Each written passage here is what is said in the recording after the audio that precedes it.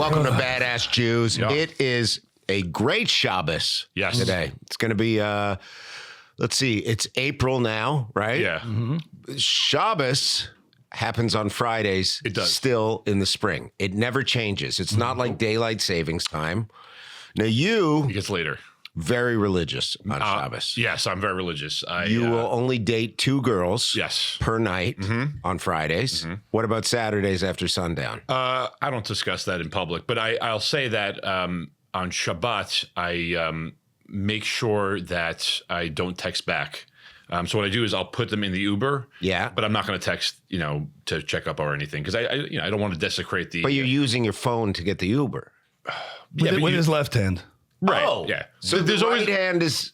If you use the hand that's not your dominant hand, it's a way of signaling that it's. There's always a loop around in Judaism. In India, they have the same thing. They wipe with a different hand that they eat with. Shabbat shalom. That's what they do. That is what they do. We have. I'm going to go out on a limb. Not only hilarious dude. Yeah. Master impressionist. Yeah. Some impressions you haven't seen anywhere else. Now I've seen shitty impressionists. Yeah. Several of them work in New York. Yeah. They go up, they do their stand up, and it's just really bad. They think mainstream impressions are going to win the audience over. Right. They very seldom do. This is how they'll intro it. They'll go, this is the worst one I ever saw. His name was Brian Coyne. He's either dead or retired. Okay. He was in Toronto, and his big closer was an orgy with all the characters. But here's how you know it was bad. He'd go, I'm Bill. Kind of like Jordan's Friday night. Yeah. I'm Bill Clinton, and I endorse this orgy. And he'd be like, I'm Bill Cosby, and now my mouth is full from sucking on Bill Clinton's dick. And everybody'd come in. Pudding pop. Yeah. And horrible impressions. But you, amazing at them. Thank Yes. you. Thank you. How? Good friend. How? Good question. Did you just start doing this when you were like a little kid where you're like, Yes. The answer to that question is it's more like perfect pitch than it is an acquired skill. That you learn over time. Like when you ask a musician who has perfect pitch, how do you know that's an F sharp? They're like, I just do. Yeah. So with impressions, I just kind of turn it on like a light switch. And once I am able to sort of unlock what somebody is, I kind of just get it. What's the longest study for you? Who's been the longest study? So not everyone is immediate. You have to kind of crack what the thing is about them, the signature. Everyone's got their own little key signature, which is like the sort of formula that's them. So some people are pretty immediate and you can just do it right away. Trump was a gradual process until a few different impressions were doing, and then it gradually got unlocked like what his signatures are. So initially Trump was kind of like the New York guy, but then eventually you get the lips. The lips was a big one right there. Once you get the lips, and then all of a sudden you turn into it. But after everything you say, when you do the lips, that was the unlock for me. Because once I did that, I'm doing it without even doing it. Yeah, because now you're in the breathing. Look at this guy. He's a handsome guy. So much muscle. I don't understand. Unbelievable. Yeah. You work out. You're doing all this stuff. It's so much creatine in here.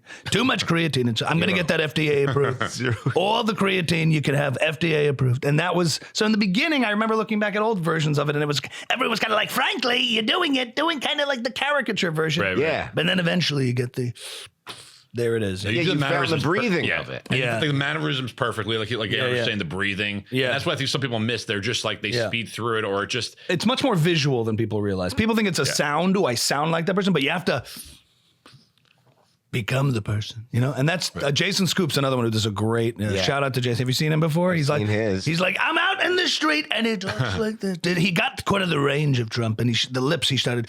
I'm like, there it is. It's the lips. Now, what about him waiting outside Alec Baldwin's apartment? Yeah, that was a lot. I don't know this. Killed that poor woman, and I'm like, he's holding a toddler. Could we just give it a minute? Yeah. I saw this. Yeah, I think he just committed to the bit a little hard, and timing is everything. And then Alex was like, "You listen to me, you little punk. I'm going to murder you in the street right now if you don't shut your damn mouth." I remember that. Yeah. That's Alec too. Never done that before. Everybody. Not even that. I was waiting. We're waiting for you to get here. We're talking about Mike Israetel, and he just pulls out a Mike Israetel. And I'm like, how did you? I'm like, what? Seriously? Yeah. By the way, if you take your biceps and you cut it off and attach it to your forceps, you can literally create a muscle that hasn't existed before. And what I've done is I've taken out the little bit of fat by my handles that I can't quite get rid of yet. And I've attached it to my chest. And then I've inserted actual protein powder every day, a little bit of whey into my chest line. And it's created a third chest. Dude, I wish I was good at impressions. I'm Crazy. so bad at them. Who doesn't Mike Israel tell? Who does that? No one. No. Nobody. Yeah. Where'd you grow up? I'm a Jersey boy, Englewood, New Jersey. Yeah. Very Jewish. Very Jewish. Very Jewish neighborhood. Very Jewish neighborhood, Jewish people, Jewish family, Orthodox. You know, he's got a similar background. Well, I see you were in the yarmulke. Did you grow up Orthodox? Or modern Orthodox. Okay. Yeah, that's what we Which call is different than prehistoric Orthodox. Yes. Right. Right. Well, it's there's a difference between yeshivish, Hasidic, and modern Orthodox, and then there's conservadox, which is kind of like how I grew up, where we keep Shabbat, and then occasionally, my dad would play guitar because why not? It's fun.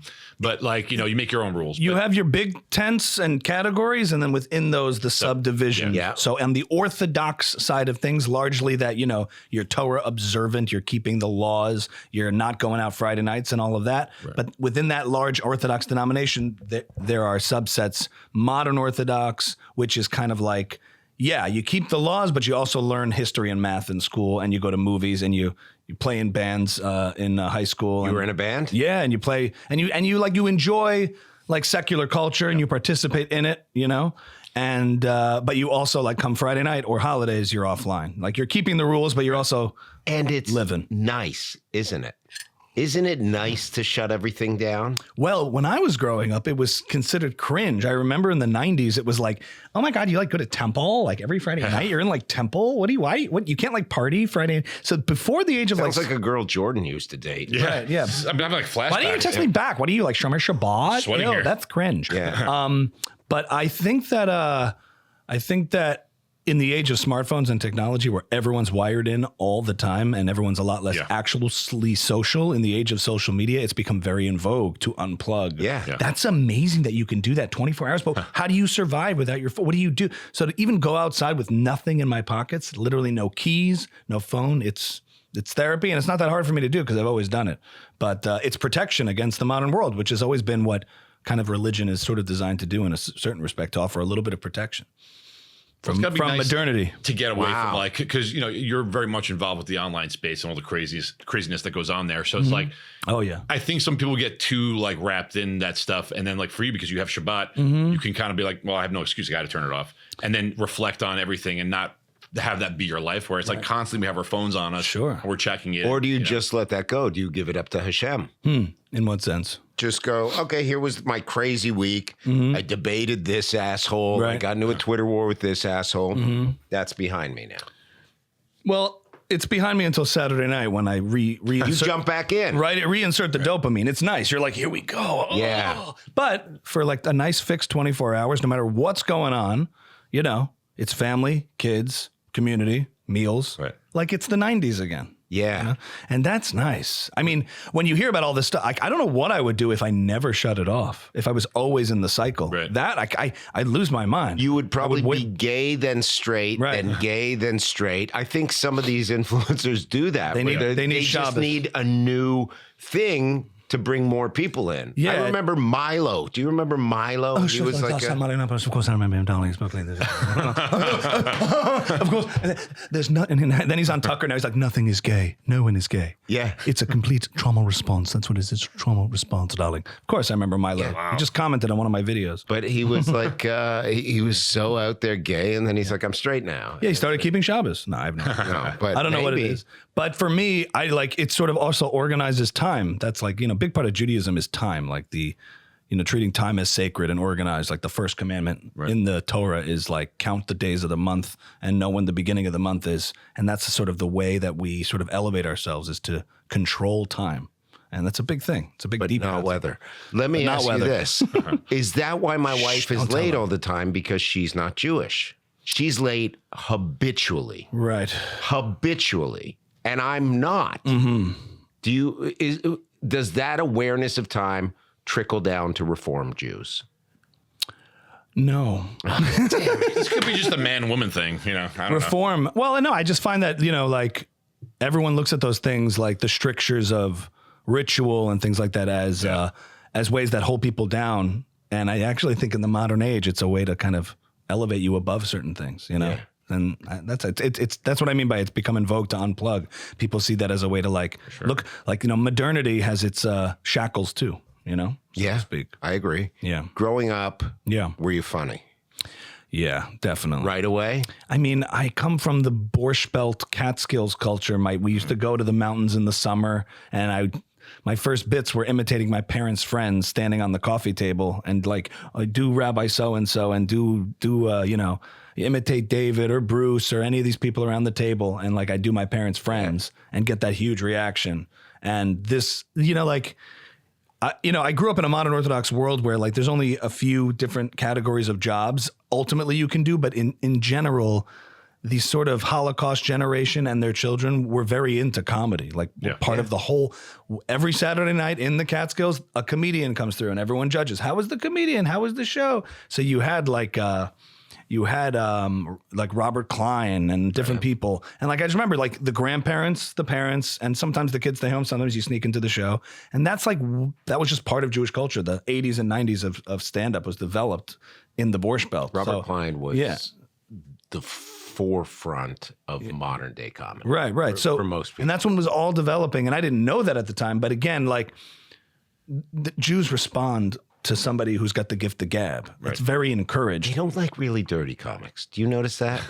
I went to Israel. It depends. Thinking I would destroy. Oh, you got to know. And it was a very mixed bag. So some people are like, you're too dirty. Yeah. The edge of where the line is different depending on your audience. Yeah. So there is they like a little innuendo. You really have to. There's sometimes when you walk into a Jewish audience, the mistake is that people have different kinds of Jewish backgrounds. Mm-hmm. So if you come from one Jewish background and walk into another Jewish background and think you understand them, right. An audience really rejects when a comedian thinks they figured you out and said, "Hey guys, Hava Nagila," right? And they're like, "No." No, that's not what it is. How are we planning everything? I thought we all think alike. I thought those meetings are. So again, I've seen that mistake happen a lot, where someone who's kind of culturally Jewish affiliated in some sort of way, New York City Jewish, walks into a yeshivish thing and starts talking about their bar mitzvah as their last memory. Yeah, and people are like, "This guy, he doesn't know. He doesn't know. Right. Fake. Right. He doesn't know us." Yeah. So me and you had a very similar start because my comedy, I would do impressions too, but it wasn't real impressions. I was a stripper. Very non-Jewish thing to do. There were no other Jewish strippers. And I would make fun of all the other strippers. I would do hey, I'm this guy doing this act. Right. There was this Russian guy, Wolf, I hate gay people. Why I must work here. Right. And this was shtick, or you were doing this also? I would do it as shtick to them, in the club. And that's the only reason this strip club kept me. I was a horrible stripper. Couldn't dance at all. I was funny. And they're like, you elevate the other guys because it's a horrible work environment. These guys came from damaged backgrounds, and I would make these guys laugh, and they'd be like, "Holy shit, you're fine." And I never thought you got to comics. You failed at stripping. That's hilarious. I mean, that combination is hilarious. So what's the deal with taking off your clothes while telling jokes? I was not good at it. What have you been the worst at in your life? Math. Why? I mean, anything related to the. I mean, It's funny because coming into the advocacy and debate space and doing all that stuff, that's kind of deemed intellectual. I feel, I always have that imposter syndrome because I was a CB student. I was spacing out. I was thinking about other things. I was just creative. And so I didn't categorize myself in the intellectually inclined space for a long time. What is that? Why are creative people? Because I'm the same way. I suck at math, but very creative, and I know a lot of people like that. They have that part of the brain where, and also very smart. You can have a conversation, you could debate, but then you start counting to 10. And you're like, wait a second, what? I mean, that's a problem. It's 10. What's 45 plus 45? No, don't do this. No, I don't know. 90. 135. I don't know. It's the bar is 45 plus 45. Yeah. If you Luckily, I have something on my phone. I was right. The bar is 45. Well, now we're I just know not heavy enough. That's what I know. I think it's because school confines you to as a metric system of not in a math sense, but they're gauging your skills and intellect. And proclivities based on the subjects you're in. So no one's taking creativity class and how to apply creative thinking and those things, isn't when you're in a rigid academic environment. The smart kid is the one who can do, math, English, history, and get those answers right. It's only once you get out of that you're like, oh, there's all this other kinds of intelligence. There's all this other kinds of ways to excel. The way you and I grew up, it is kind of funny how like we kind of, the way we talk about like certain degrees or where'd you go to school and how that gets thrown around like with such importance. And where'd you go, Brandeis? Me? I went to the Berkeley College of Music in Boston. So okay. Wow. I broke out at a certain point from the, Very from the liberal box. school. Yeah. It's Drugs? No. No weed? No. No booze? No. No Manischewitz? I'm a foodie more than a drinky. That's my problem. Look at Pastrami? Sure, but if you said that to a yeshiva crowd, they'd say, "Get the hell out of here." Kogel, Kogel? Sure, I mean everything, but everything kosher. All kosher. Yeah, all kosher. the time. Yeah. You know what's not kosher? Pork. Twinkies. Not true. Now they make them kosher. Yeah, in growing the up. solo pack, correct? Well, no, growing up, You can get the duo pack? Yeah. Joe Harari is wrong. Joe Harari said the single pack is kosher, the double pack's not kosher. Right. But growing up, they weren't kosher. So Mark Lobliner, because they were made with what? gelatin, probably. Yeah. Which comes from? Pigs. Correct. Yeah. And Mark Lobliner now would never have gotten kicked out of Hebrew school. He might still be a practicing Jew. If you go back in time and change that, it could have changed everything. If you could eat one thing not kosher, what would it be? Oh, if you go on TikTok, on foodie TikTok, Yeah. and you look at like Japan, Yeah. forget it. You do what's that thing called? I do those tours through Japan and like Yeah. I eat my ass off. It's there's amazing stuff, and I'm They just would like, grill your own ass if you asked them. They'd throw it on a it's grill. incredible. Oh, there's so much great food out there. But kosher food, I will say, has gotten elevated over the years. It's not just like deli and a little Chinese food. Now there's different categories that they try to make kosher. Yes, it's everything with sushi. Butter with steak, we can't do. That's rough. Yeah. The pork belly, all the Asian cuisine with the pork belly, Yeah. and all that good stuff. Did you ever Cheddar eat lovers bacon bacon once? cheeseburger? No. Gosh. No. Look at that. Yeah. Ian, you had bacon Oh yeah. today? Yep. Yeah. This see? might be very inside baseball, but how come in very religious neighborhoods there's like a pizza shop with sushi, there's like burger shop with sushi? Like, what's the fascination with sushi now? Because kosher food is not divided up into cuisines. It's divided up into dairy or meat or parve, everything in between. Yeah. So anything you could bundle together that you could serve. You can't mix meat and milk. So if it's a pizza shop, you're not having meat there, but you can have sushi there. And if it's a dairy restaurant, you can also have sushi there. So that's how it's just put divided. everything that you it's can- not about Italian. It's not about Asian. It's kosher or not kosher. Right. And if it's kosher, it's a variety show. And of do you everything go to can these eat. restaurants? I have to. I'm hungry. And they all have high chairs because everyone has kids. You have high chairs because everyone has kids, Yep. and they all have like Mossad agents kind of walking around making sure everything's being Nice. kept in line. Now, Mossad, the greatest thing in the world. The greatest thing in the world. They're unbelievable. They're great people. I This mean, Mossad. We love really it. smart. You ever get a massage from a Mossad? It's unbelievable. You don't even see it coming. It's unbelievable. I thought it was a Thai lady. Turns out it was an Israeli guy named Dudi. Unbelievable. Walked on me with both feet. Oh, it's unbelievable. I saw you do a faux debate. I Yes. think you were in Israel. There was a really weird backdrop and you were outside. And I think you were debating a Kamala Harris impersonator. Does that sound familiar? I don't know if I was debating. I was performing with one But, in Mexico. It was in Mexico. Yeah. How did that come about? Well, her name is SD. She does a great Kamala Harris. Yeah. Mommy SD on Instagram, if anyone's listening and checks it out. She does a perfect Kamala Harris. And I do Kamala too. So we did a little dueling Kamalas and a Trump Kamala. We happened to be at the same resort and I was performing. And talk about hell gigs, but this was like a resort and it's all families. I had little kids, row and row of tiny little kids, toddlers running, grabbing the mic out of my hand. You got to roll with it. So I roasted these kids and their parents. I killed because I abandoned the act for 20 minutes. Yeah. Because I've had this question with stand up, like this mystery of like, is every room conquerable? But you kind of have to always adapt. Like if you just plow ahead and ignore the environment, you're gonna fall on your face. 100%. So I had to I roasted all these kids, which was hilarious. And like kids would come up to the mic. I'm like, well, he's on crack, and the parents are like cracking up. Yeah. And then I called her up for a little dueling Kamala Trump, and it was a great show because the thing is, when you're in Mexico, when you are in Mexico, which is a country full of Mexicans who are Americans and Mexicans and tacos. I'm running again 2028. We had a good time. Went well. The current climate. So we will post something. By the way, I've been noticing less anti-Semitic comments. I'm gathering you're deleting. Yeah, I just delete them. Yeah, by the second. I mean, usually the feed gets flooded with it. Right. You get that if you even put up something unrelated. If you put up a Trump impression. Yeah. Jew. Mm-hmm. What's your response? To like hate comments? I mean, depends on the platform. I'd say Twitter's the worst. Twitter's like the fourth Reich at this point. That's where they're all at. Yeah.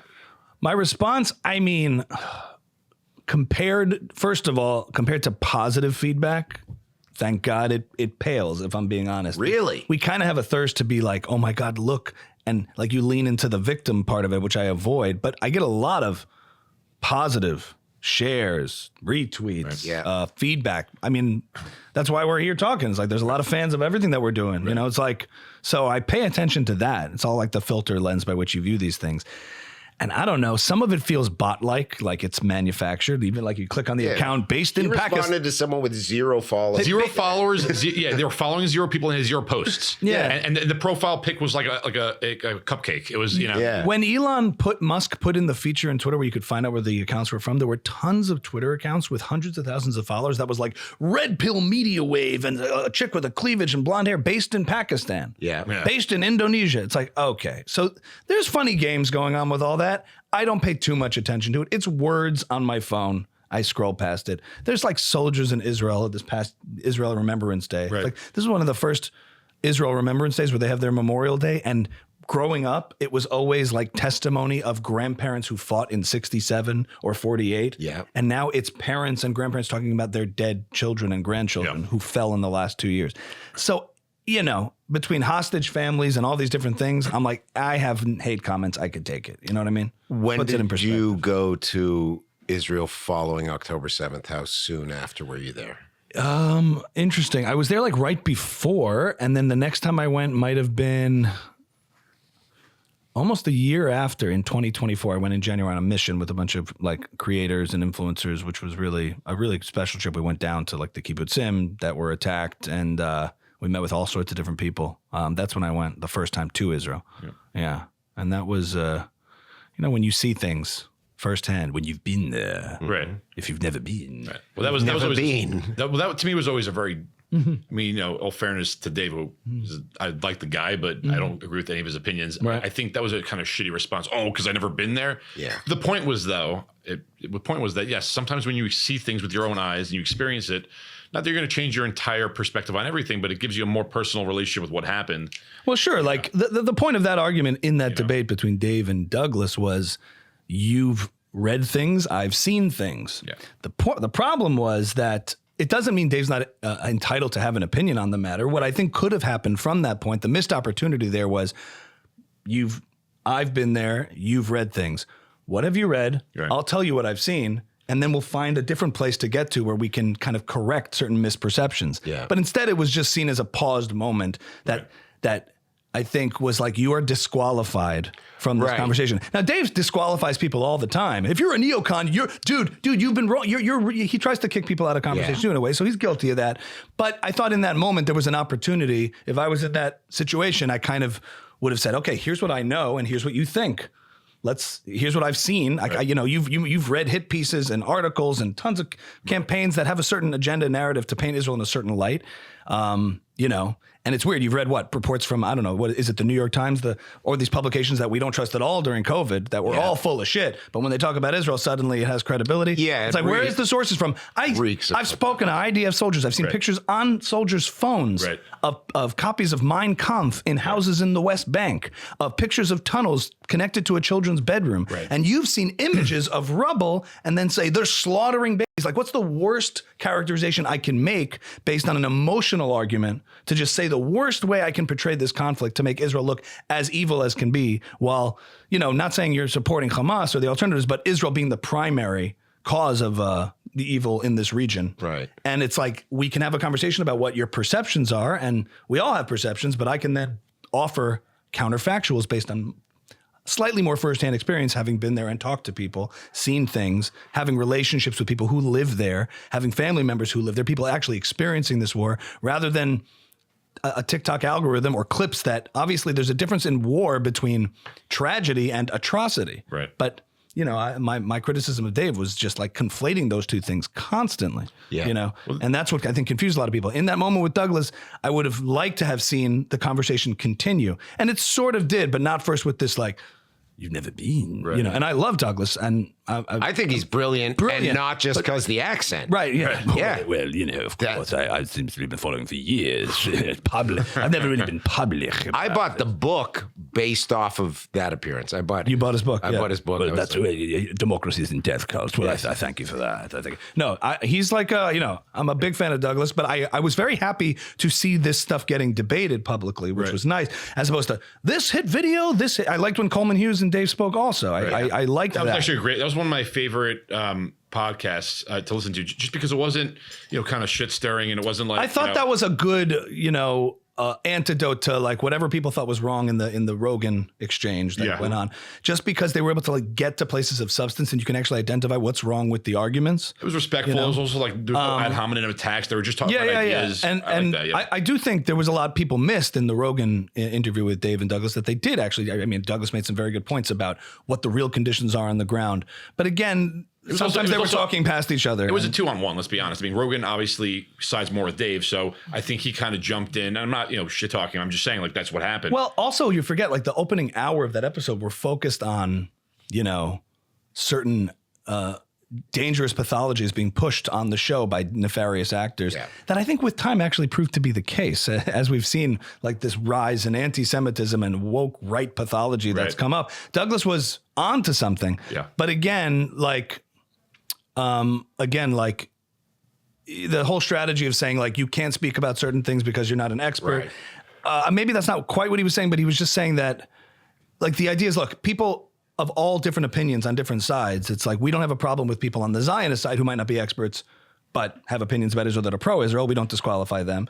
But I think he was trying to get at like you've been obsessed with this issue and pushing this issue, but you've never actually like how actually intellectually curious are you about the subject, or does it suit you and fit a narrative? I don't even like to necessarily go there and question people's motives. I do like to focus on the arguments and see where they stand, regardless of the vessel or the person that's making them. And I think that's always the best. Here is my concern with someone like Dave, who I've known for years. I've been on Legion of Skanks a whole bunch of times. Clearly. Just kidding. And that's all I say is Dave. My concern is, do you become so one note? There's a saying in comedy, never create anything bigger than the act. So your stand-up act should be the thing that speaks for who you are as a comic.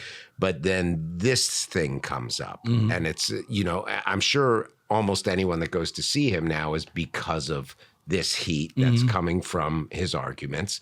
Is there a point where a comic ceases to be a comic and just becomes a political commentator? And you don't seem like you have that issue. I mean, I think now it's less about the format and more about the fan base. In other words, we're in an age now where comedians, back in the day, to build an audience, what did you have to do? You had to tour on the road and hope you get a sitcom that features your comedic sensibilities or your writing, or you comment on MTV and try to be funny. In the age of podcasts, you can build an audience in a somewhat different way based on personality and the ability to communicate. And that's what Dave has done, I think. I don't think people were seeing viral, and this isn't saying anything about his comedy. I've never seen Dave live actually do something. Yeah, his least viewed clip is "Here's my stand-up." But special. I think he wouldn't. I don't think that really is. Like people have pointed that out. It's got like 500 likes, and all the rest are like. I'm not trying to. I'm not speaking. I'm not even offering any sort of feedback on his stand-up. I just think I don't think he would disagree that his audience that he catered and developed over time was through the podcast and speaking and commentating on these things. As a commentator, and then people want to go see the person they connect with online, and what he does is stand-up shows, and people go to see that. I can't speak to what that experience is like stand-up wise, and I'm, because I haven't seen it, and it's not really relevant because I think he's certainly. And if people like to downplay, like, oh, Dave, he's Dave's funny. I mean, I just and an effective communicator of these ideas, and I think they should be contended with. He's also not a dumb guy. I don't think it should be dismissed. I think it's important to contend with these issues. And I try to do that on Twitter. Sometimes he gets annoyed with me because sometimes. Well, I see that, and it's funny. Sometimes I'll listen to him and I'm like, yeah, that's a pretty good point. Like, what is the answer to that? Because and listen, I'm someone who I'm supportive of Israel. I have family there, so like. I have my bias, obviously, but I'm like, I want someone on my side to be like, yeah, what is that? Yeah. So him and I have sparred on Twitter, and then he's like, it's weird because he's always like, why not? Dave's whole thing is like, engage with my arguments to all these people. So then I do, and he's like, way to misrepresent my arguments, or like, he gets annoyed when I actually do the thing he says he wants people to do. But whatever. But it's also Fremont. He's yeah, right. It's also I've debated him before. It's also Twitter, so and it can be an exhausting crapshoot. Yeah. Oh, I didn't mean to interrupt. Didn't you debate him on Candace's show? I did. I thought I saw that. Yeah. But that was like, wait, was that in our old show on? No, it was right after. I was on Candace's show when she was on the Daily Wire. I was also on with Dave on her new platform. What was that like? I mean, because I saw a clip of it. It's my distant memory, but that's prior to her like going batshit, and it was on the way, but not there yet. I think she's always been a little, but it's gotten. I mean, well, you don't know such new levels of depravity and wickedness. With these people, you don't know if at that point it didn't feel quite there yet, but it's been a process. Yeah, the rails of the crazy train. So she was about taking off. It wasn't quite. Did you talk to her like off camera, like at all? A little bit. You do a little. You're doing a show, right? So did you get like a sense of like was it an act or like was she put on or she Zeke Heiled me before we started. I was like, what's up? Instead of waving hello, she was like, I'm like, hey, no, listen, that's the whole thing. It's like Twitter versus real life. People can be charming and nice and all that. I'm sure Tucker is lovely. Everyone says that. I met Tucker for a brief second at AmFest this year. Yeah. And I'm like, oh, Mr. Carlson, thank you for the material. He goes, I love that. And I'm like, what? He's like, what do you? I'm like, yeah, I do impressions of you online. He's like, I love that. I'm like, I don't think you would love that if you saw. But and just to wrap up on the Dave thing, I mean, I do think the arguments are worth contending with. Yeah. And so I try to do that when I can, whether it's Twitter or we've done it on Candace's show. And we had it was before things really got to front and center spotlight, but we had one of the few, I think before all this, civil conversations that were fairly constructive. The things that really have bothered me about Dave is if you're going to play close to the line on, people who are throwing smears at you, calling you a self-hating Jew or a capo and all these things, I get why that's unfair because you're not contending with the arguments. But then, the only issue I have is when you put yourself forward as a Jew, speaking on behalf of a community that I don't get the sense he's that connected to in a particular way, or cares that much about things like Jewish continuity or safety or things like that. I think he cares about individual safety and of every individual person. I think to me, it would be as if and when you get out there to say anti-Semitism is not really that big of a deal, Jews are paranoid, they're overreacting. I'm like, well, excuse me, if your priority is not the community and you're not that comfortable with it, not that connected to it, then that's when I feel like you're speaking out of turn and it's inappropriate. If you're putting your Jewish identity front and center, don't say we can't criticize such identity if that's the argument you're going to make, putting yourself forward as a Jew. I don't care necessarily. It's irrelevant to me what his Jewish background is.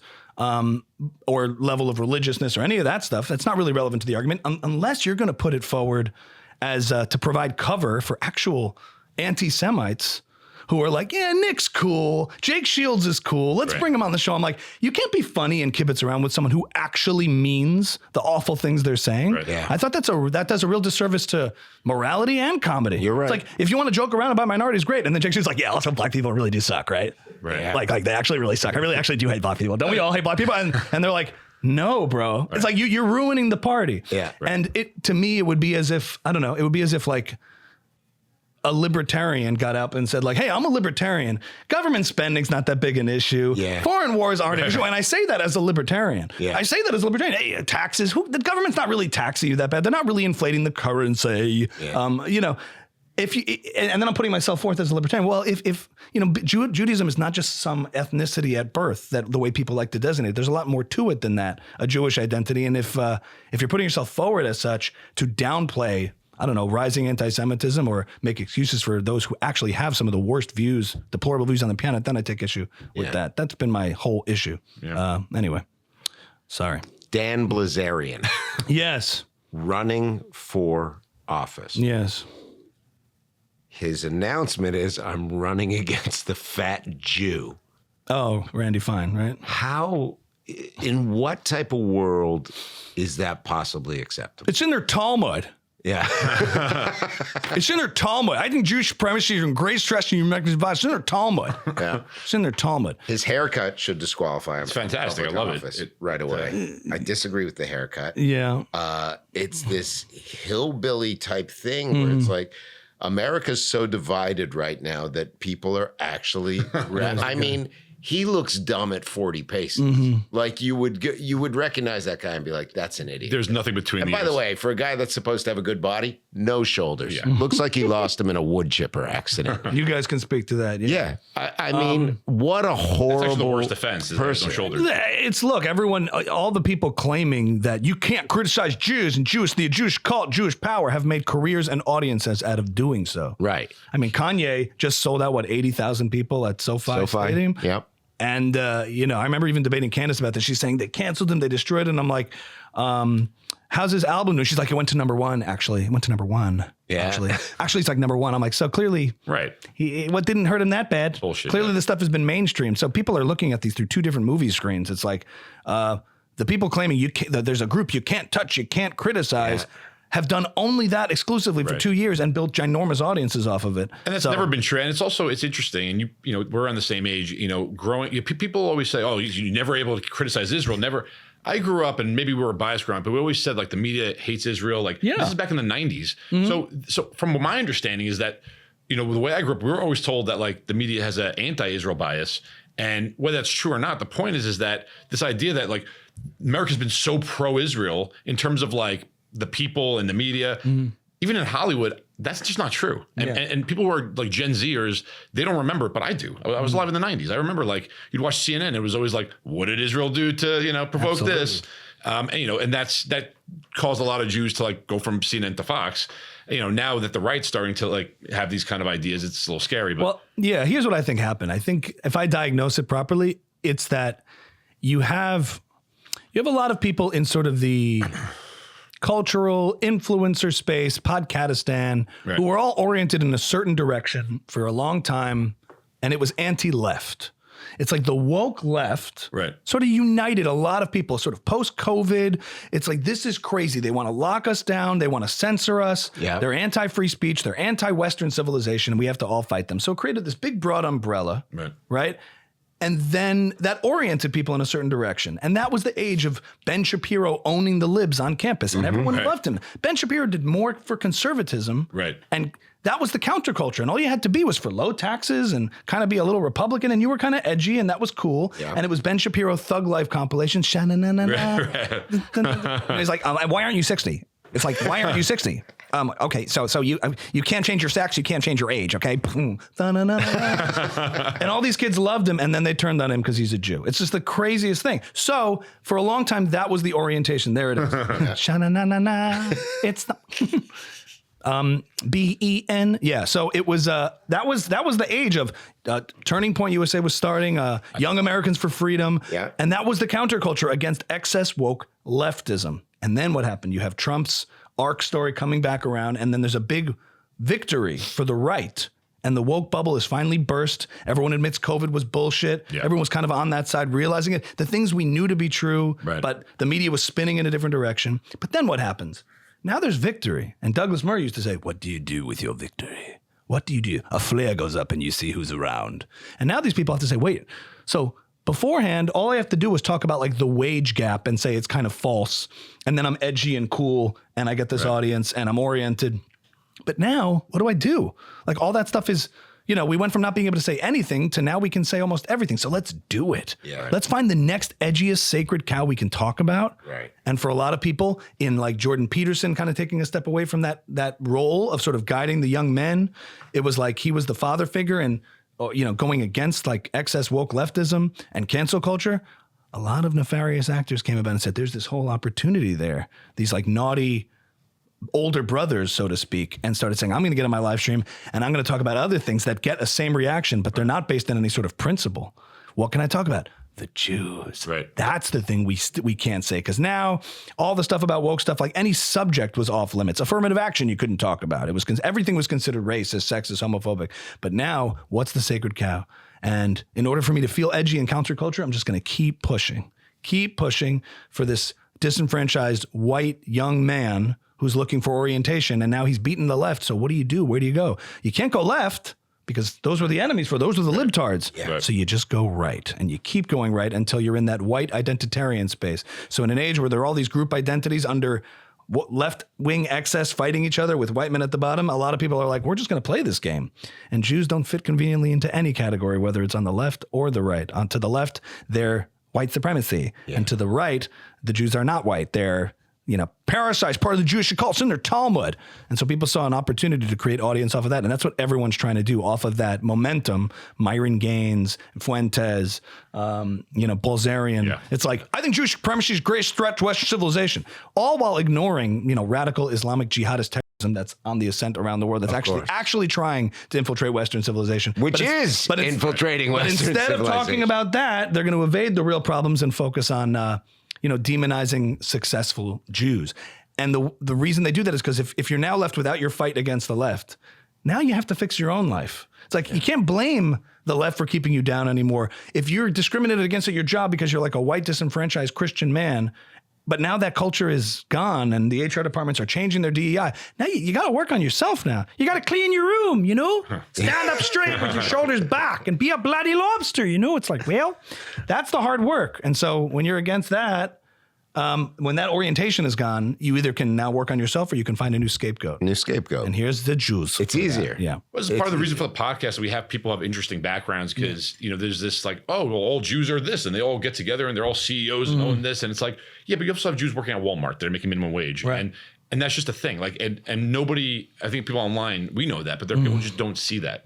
They don't see that there's a difference between Hasidics, Reform. There's not an agreement on anything, literally anything. Yeah, we're not a monolith like any group. There's so much diversity within families, let alone how different are you than your own brothers or sisters than within human beings. Yeah. Thomas Sowell talks about, he's an economist. He's like, there's more diversity within like groups themselves than between groups. Like you have a range. Yeah. But at the same time, I'm okay with the overrepresentation of, claim that Jews are overrepresented in areas like successful areas, but I don't disagree with the observation. I disagree with the conclusion. Right. Guess what? Here's the secret sauce. Raise good families, cohesive families, 2-parent families around religion, academic, scholarship, practice, and you'll get good results. Yeah. It's like there's no secret sauce there, people. The funniest thing I saw was during the whole, Free Palestine movement, you have like Jewish pro-Palestinian people and clearly of the left, and they were just, Jews for Palestine and signs, and then the Chabad rabbis. You want to put on tefillin? You want to rap? You want to rap? To those people. It was like, so for someone who doesn't know, it's like you have a Hasidic group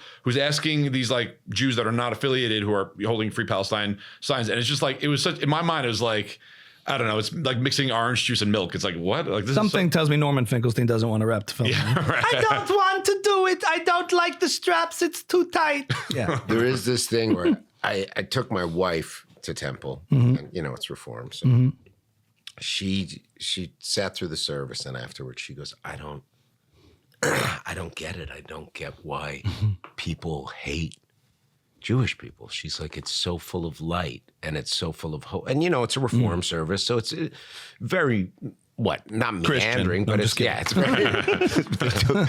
They put a foreskin back on me. Yeah. But there's a light to it, and there's Jewish people are about life, whereas you look at the other side, and it's about death. Everything on the other side is kill, murder, death, afterlife. Jewish people are about life and giving and light, and I don't know why that doesn't translate to people that attack the Jewish community. Well, because I think in the face of when people are faced with a group that's successful, especially a group that's not supposed to be, right? A successful minority. Against all odds. What? Right. Against all odds. Again, that group that's not supposed to be here or be successful, there's two choices: admiration, emulation, or grievance and resentment and jealousy. Yeah. Those are the only two choices you have, And so you can look at that group and say, what are they doing right? And what am I doing wrong that could improve? Right. Or you look at them and say, I'm going to look at this through this sort of Marxist lens of though their success comes at my expense. Yeah. They must be exploiting. They must be doing something, taking something, working behind the scenes in some global cabal if you're on the right, or working behind the scenes at some patriarchal white supremacist system, if a colonialist, if you're on the left. It's just different flavors, different language temperaments with the same ideology. And that's why white people just stupid. White people. Because I remember during BLM, there was a lot of stuff I'd read where they'd be like, you know what we need to do? What the Jews do. They work within their community. They support each other. And I would read that on a whole bunch of black timelines. And it was like, okay, let's try and emulate this success instead of create division. So why are these, and I don't want to say incels, but why are these like dumber white people just looking for scapegoats instead of like, they look up to God, they'll look up to a guy that smashes his face with a hammer and be like, we got to be like that guy. Right. Why aren't they looking at success? Clavicular. Well, there was a clip of him talking to Myron Gaines, and the Jewish question came up, and he's just like, I don't have a problem with like Jews sticking together and being successful. I don't understand why that's a problem. I think it's something we could all. And there's a bunch of people around like, yeah, they stick together. I mean, it's good. They take care of each other. So like, I don't have a problem with that at all. And Myron's like, yeah, but like, you know, I criticize Israel and they come after me with that. So that's fucked up, whatever. Yeah. Because I'm like, uh-oh, Myron, you're losing your own people. Yeah. Because you're retarded. Yeah. But your question was interesting because you said, I think it's interesting that the whole conversation to me revolves around race and this sort of group identity hierarchy that was put in by a lot of like left-wing thinking academics on campus. Even the way we viewed things was that I think racial pride, right, was sort of permitted for everybody unless you're like a white Christian man. Right. And I think there's a lot of confusion there because I actually don't think it's race that's that significant in human affairs and life. I think culture. And in other words, you know, a black person from Nigeria and an African-American here, born here in Chicago or whatever, don't have that much in common. I mean, the melanin in their skin is kind of insignificant. When you say white people, what are we talking about? Russians? Are we talking about Polacks? Are we talking about Americans from Alabama? Are they connected in any sort of way? Is there any solidarity there? Yeah, no. Right. Even with Jews are a multiracial, like ethnic family tribe. Made up of different amounts of melanin. Yeah. So when we reduce everything to melanin and optics and not actually what makes groups like differences significant in a positive way, like the cultures, the religion, the different things that they're part of, we have we have different cultures with different, made up of different races within a culture and certainly in Jewish culture and Jewish history. It's like a big racial tribe with a shared ethnic, it's unique in that way, but people like to frame it as everything is just designation, immutable characteristic at birth, and that's the group identity that's paramount. And I think when you do it that way, well, then the white Christian man is lost because his whiteness, in truth, isn't that significant. It's what are his values? What is his religion? Like, what does his Christianity mean to him? And if you strip them of the ability to have any sort of community or sense of that, this is what Charlie Kirk used to say, go back to church, get married, start a family, find a community. Right. That's the antidote to hatred. Yeah. Not calling out hatred and saying, you're hateful. You know, we could do that, but what's the prescription? Not we can diagnose this. You know, he's saying anti-Semitism will thrive in an age of people who feel disenfranchised, like they have no community. They don't get married. They don't have families. They don't build something. And if you center it around strictly immutable characteristics, there's nothing people can do about that. We're all born with a set of immutable characteristics: brown eyes, blue eyes, skin tone. But what's much more meaningful than that are the actual things that you participate in, the communities you participate in, and that's sort of transcends race, you know? Martin Luther King once said, I'm cheating on my wife. You were going I have a dream that one day she'll catch me. Yeah. Do you have a final question? Because I have a closing thing I'd like to do. Stop me because I get confused. Stop. No, because we talked about a couple of things before we start. So if I didn't say it here, just stop me. But the Jeopardy, that bit you did? Yeah. The Jewish Jeopardy. Have you seen this? No. Oh my! It's hilarious. That's his like one of his funniest bits. I'm not going to redo it here, but wow, that was funnier than anything I've seen on SNL for the past 5 years. Like, thank you. Like, yeah, which they should be hiring you to write their sketches. He doesn't want to do that. It pays like next to nothing. Is that right? He's got to be there a whole bunch of hours a week. So he's got a that. family. I find SNL really misses the whole online world. They're so used to like a legacy satire. Yeah. They go after like, Wolf Blitzer, but they can't do Rogan. Like they can imitate, and when they did Tucker recently, and it was like, what is this?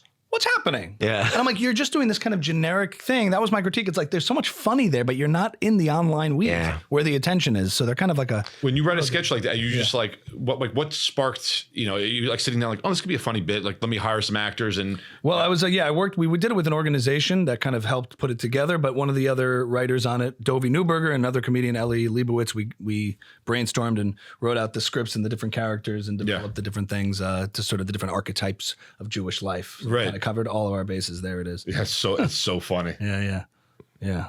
So there's the Persian. We have the Persian Jew. See, this is what I mean, right? He's a comic, right? Yeah. They're all comics. One of them is we have me, we have Mikey Greenblatt, Dovie Newberger, Liz Glazer, and Ellie Leibovitz. They made the wedding. I could do it. Yeah, there she is. There's the reform. That's the shul you went to. That's probably the rabbi. Yeah. It's so funny. Yeah. Oh, I love this. It's the whole and like put it in the show notes, And I played what in there? I'm Chaim David Mendelbaum, your host, ladies and gentlemen. Some of these bits are funny for like a few seconds, and you're like, all right, I'm enough. I watched it over and over because the whole thing is hilarious. Like, I'm not just kissing ass. It's just it was like it's very rare for sketch writing to get me at this point where I'm like, this is unique or it's you're making fun without being nasty. You're not even with the Reform rabbi, like it's funny. Everyone gets it. I think a Reform person can watch that and laugh and not be like, oh, what? Yeah, I think Alex Edelman. I heard him say once. There's universality in the specificity. Yeah, so a lot of times people try to water things down and do this sort of BuzzFeed Judaism where it's like, let's just when you see the stuff on Netflix portrayals of Jewish life, it's like the most generic. The rabbi's like always wearing a tallis, like just walking around with the tallis. All that. That's not. I remember watching Maisel or something, and it was like it's hotter than the burning bush in here. Like we don't talk quoting the Old Testament Torah all the time. We're regular people. Yeah. And so when you get really into the weeds of real characters that exist and you model it after that, I think it always ends up connecting. Be specific. Yeah. I would like to speak with a relationship-oriented therapist. Do you have one in there? Oh, a relationship-oriented therapist? Yeah, I need a relationship therapist. Okay. Jordan is dating right now, and I'd like to ask some questions. The relationship therapist. Do you want like a rabbi influencer, or do you want like a Jordan Peterson?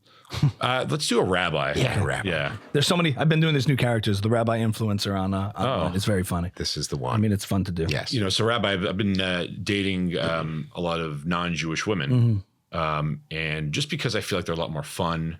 And, I'm not really observant myself. What do you recommend? What do you think I should do? There's an old expression that used to be said by a rabbi. I used to go to a shiur back in 1972. He used to tell me, practice cooking on treif pots. Treif pots, okay. You understand? But again, I say that tongue in cheek, but what I really mean to say is that when you're looking into your soul, beyond the physicality, beyond the materiality, okay, we live in a material world, but if you're not in touch with your spiritual center, eventually this will fizzle out and you find yourself alone, lacking a sort of connectivity to the neshama, to your real soul. Okay, there's an old adage in the Gemara and the Mishnah that talks about a phrase in the Mishnah Rua that Rambam comments on, and this is Maimonides, a really ancient Jewish thinker, a scholar, used to talk about this idea that be'emsa lo rasha de'ika denamusha. That means stop being so horny and get your act together. Anyway, thank you for your question. Thank you. Now, how would he go about dating a Jewish woman? How would it be different? Have you been to a shadchan, a matchmaker? No. Okay, well, you really have to ask yourself, because at a certain point, the physical connection wears off, believe me. And what happens is you have to ask yourself, it's not what you're doing in a day-to-day, it's what you're building for the future. Are you focused on family? Are the values aligned? Are they aligned? Because eventually you can always get a side chick, but first try to do something. Listen, I'm joking, maybe, but you're focused on what you're building. A bayis neman b'Yisrael, a house that's true in its faith, that's building for the nation of Israel. You're going to continue to build. The first commandment is to be fruitful and multiply. I know people think that's a gay thing, but it's not. It's not. People in this day, like in the modern day and age, the LGBTQ plus thing, they think that fruitful is a pride thing. I don't know. It's sometimes such nonsense. But what I can tell you is that when you want to be fruitful and multiply, just make sure she's not that annoying. Ami Kozak, Yes. So everybody. Awesome. Where can they find you? What are you promoting right now? That was brilliant. Oh, and thank you so much. Yeah, follow me on the socials at Ami Kozak, Ami Kozak Official, at Ami Kozak on Twitter. My podcast is called Ami's House Podcast, the Ami's House Podcast, everywhere that podcasts are streaming, and perform all over New York City, the United States, and around the world. Amazing. Check them out. We'll be back next week with more badass Jews. Right. From iron wombs our fathers, dust breeze ancient agony, a covenant of ash